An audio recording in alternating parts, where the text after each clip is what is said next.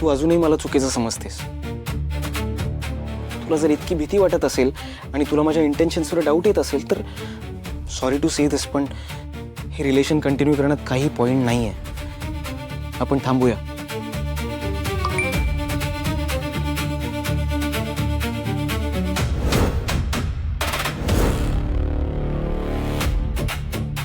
अरे यार, हा चुकीचा अर्थ काढतोय. सिच्युएशनच समजून घेत नाहीये.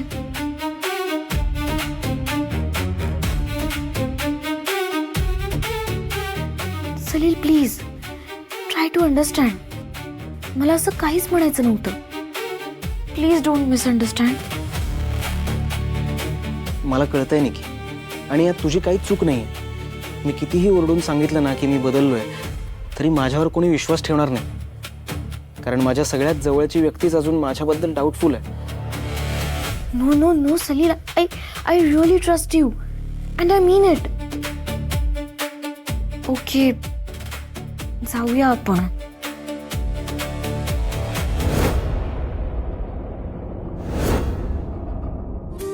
आपल्याला वाटत होतं ना आपलं नातं चुडाभरणी दिवशी सोडलं गेलं, पण नाही. आपलं नातं तर लहानपणीच जोडलं गेलं. आणि गेल्या कित्येक वर्षांपासून तुम्ही माझ्या चेहऱ्यावर स्माइल आणताय. आणि एवढंच नाही हं, माझा या वर्षीचा वाढदिवस.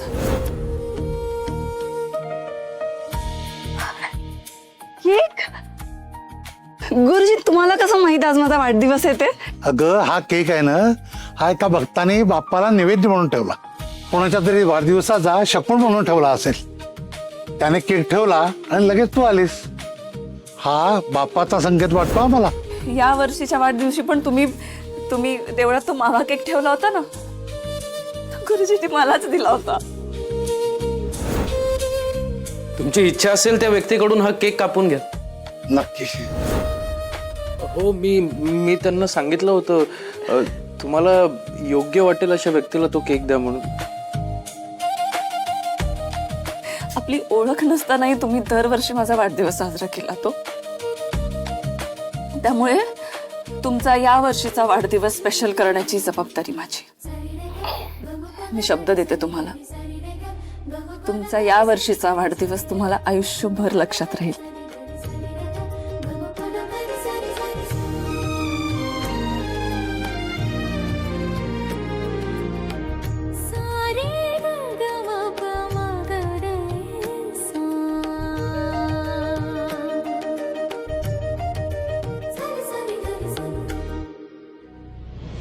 सलील, पण मी घरी काय सांगणार?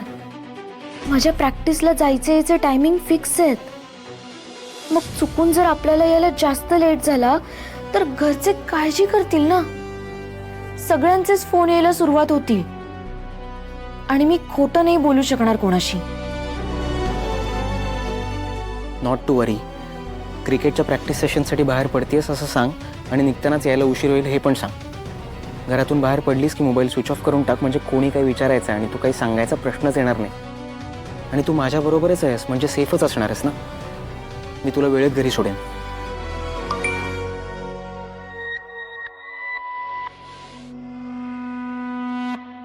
या.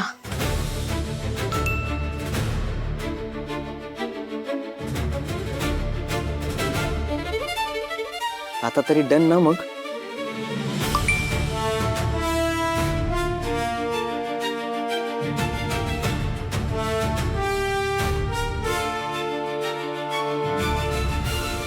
हो, डन.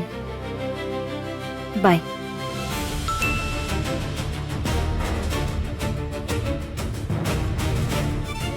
बाय. Love you.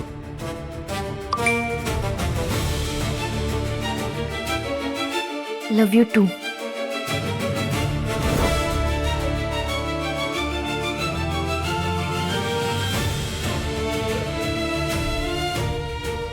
दीनी या बाबतीत कुठलंही पाऊल पुढे टाकायचं नाही असं सांगितलं होतं. आणि आता मी हे सगळं, काही चुकीचं तर घडणार नाही ना यातून.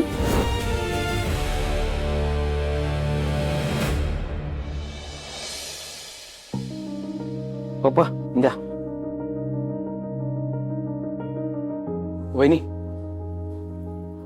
मलाही पेढे आहेत ना. हा थँक्यू. तुमचा चहा तिकडे ठेवलाय. थँक्यू. दिदे घे. ए कशी काढली रे रांगोळी? हा ठीक आहे. ठीक आहे, मेलेलं काही कौतुकच नाही माझं.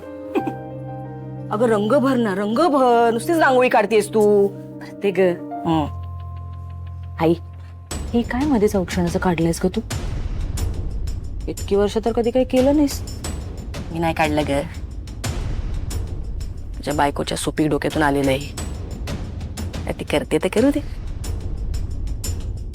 तर आपल्या समीरने आपल्यासाठी काय काय केलं आतापर्यंत. आपल्याला सुचलं का हे सगळं करायचं? आता तिला सुचतंय तर करू देते. समीर अरे ये ये. ए कशी वाटते रे रांगोळी? छान आहे. हो ना, तुलाच रे माझं कौतुक रे.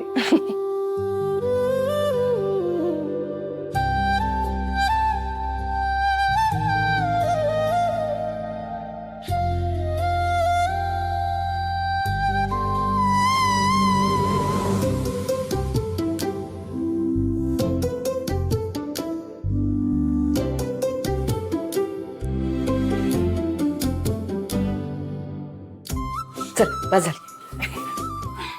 आई किती सुंदर रांगोळी काढली हो तुम्ही. मी विचारलं का? विचारल्याशिवाय सांगायचं नसतं गे. हो तिकडे.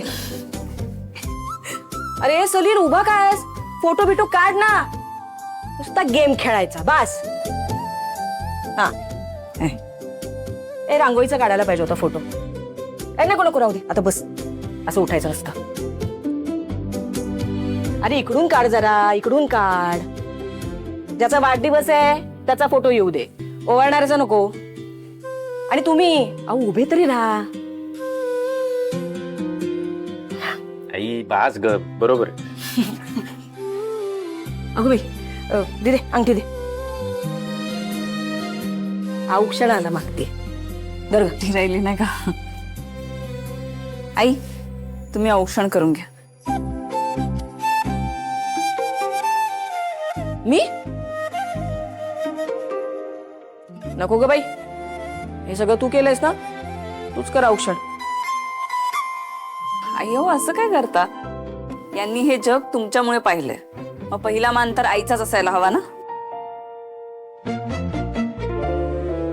हो आई या. चला चला चला चला, उशीर होते आपल्याला. चला चला चला. माझा फोटो काढ. आता इथून काढशील का? सलील भाऊजी इथून काढा फोटो, म्हणजे कसे दोघे येतील ना. काढ रे बाबा.